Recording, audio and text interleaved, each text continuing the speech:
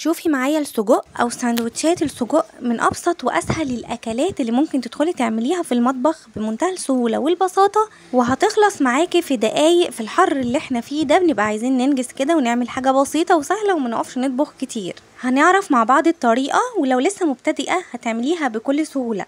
وقبل ما ابدا الفيديو، انا اسماء طاهر. اول مره تشوفوني اشتركوا في القناه وفعلوا الجرس وما تنسوش اللايك. ضروري تفعلوا الجرس علشان يوصل لكم اي فيديو جديد انا بنزله ان شاء الله.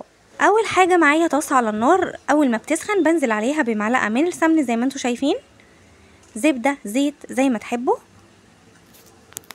بعدين اول ما يسيح معايا بنزل بالبصله. البصله مقطعاها بالشكل ده وبالسمك ده، بلاش تكون تخينه. هنزل بيهم، ودول حوالي 3 بصلات كبار على قد ايه سجق، نص كيلو من السجق 500 جرام. هنبتدي ان احنا نقلب فيهم يا دوب يعني يتشوحوا كده وما يتبلوش، يعني يا دوب يدخلوا في الدبلان. انا مش عايزاهم يتبلوا خالص، تشويحه ويا دوب هيدخلوا في الدبلان. بننزل بالسجق بتاعنا واحنا معليين طبعا كل ده. السجق ياخد معانا الصدمه ويتغير لونه بالشكل اللي انتوا شايفينه،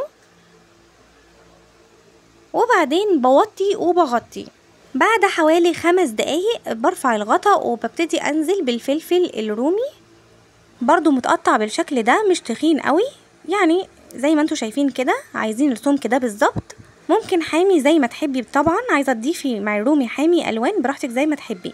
نقلبهم كده ونخليهم يمتزجوا مع بعض، وبعدين بنغطي عليها للمره التانية.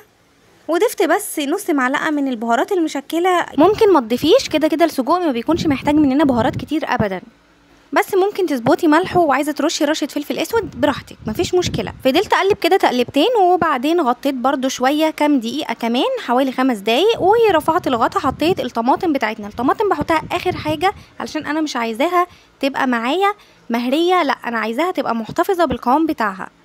قلبتها تقلبتين، وبعدين كمان هغطي عليها كام دقيقه كمان، وبعدين هقفل. خلاص بيكون كل حاجه استوت معايا بالشكل اللي انتوا شايفينه ده.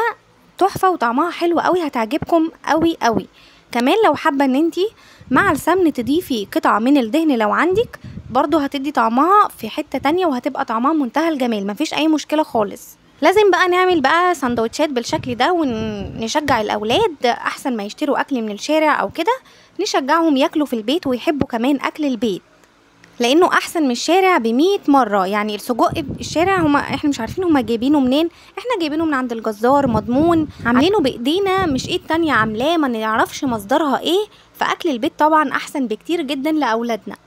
وهنا كان عندي كاتشب ومايونيز حطيت، مفيش مشكله طبعا. لو ما عندكيش، هو طعمه تحفه ومنزل كده صوص منه فيه، يعني مش محتاج اي حاجه في الساندوتش بتاعك، هتاكليه وانتي مستمتعه.